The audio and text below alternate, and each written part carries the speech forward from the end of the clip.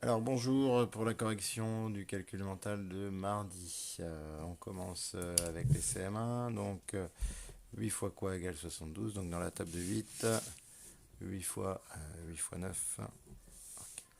Ensuite 452 divisé par 2. Donc ça veut dire trouver la moitié. On va chercher dans 2, c'est possible. Dans 5, non. Donc on va basculer à côté les dizaines, la dizaine à côté. Donc ça fait 12 et 4 c'est possible. Donc ensuite on divise 12 par 2, ça fait 6.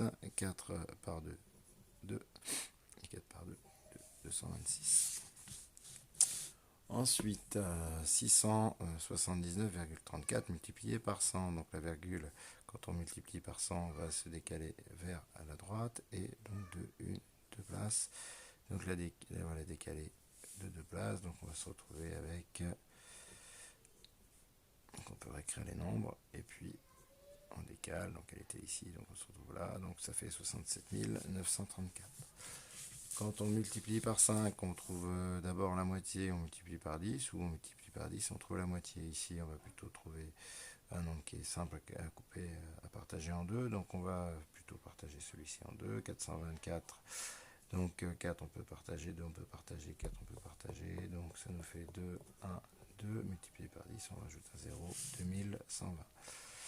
71 fois 11, donc on va multiplier par 11. Quand on multiplie par 11, on rappelle que on réécrit le chiffre des unités, ensuite on additionne les deux nombres, les deux chiffres, pardon, 7 plus 1, 8, et on réécrit le chiffre des dizaines, plus la retenue s'il y en a une, là il n'y en a pas, donc ça fait 781. 65 plus 38. Donc là, on se rend compte qu'il va y avoir une retenue. Donc on peut faire l'arbre de calcul. Donc 5 plus 8, ça nous fait 13. Et 6, 60 plus 30, 9 dizaines, donc 90. 90 plus 13, ça nous fait 103. Ensuite, 450 plus quelque chose égale 492. On peut réutiliser l'arbre, la droite numérique, donc 350 pour aller, on peut directement aller à la centaine, 400, 400 et après 400 à 492, c'est facile, donc 50 plus 92 et donc ça nous fait 142. Ensuite 97 moins 34, donc là pour le coup on regarde si on a des retenues, 7 moins 4 c'est possible, 9 moins 3 c'est possible, donc on peut y aller directement. 7 moins 4, 3, 9 moins 3 égale 6, 63. 123 moins quelque chose égale 21, ou alors 21 plus quelque chose égale 123, donc on se rend compte, on peut le faire dans ce sens-là. 21 pour arriver à 123.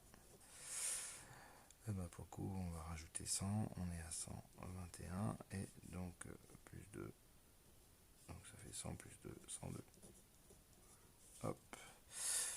On aurait pu très bien aussi soustraire, on aurait pu très bien faire 123 moins 21, et là on se rend compte que 1 moins 3, 2, et ça nous reste 100. Voilà. Ensuite, le dernier, 54 divisé par quelque chose égale 6. Alors, dans la dernière vidéo, j'ai peut-être mal expliqué. 54, c'est le résultat de quelque chose fois 6. Voilà. Si on peut poser aussi comme ça, hein, ça peut être. Et donc là, dans la table de 6, qu'est-ce qui est égal à 54? C'est 9. Voilà, voilà pour les CM1.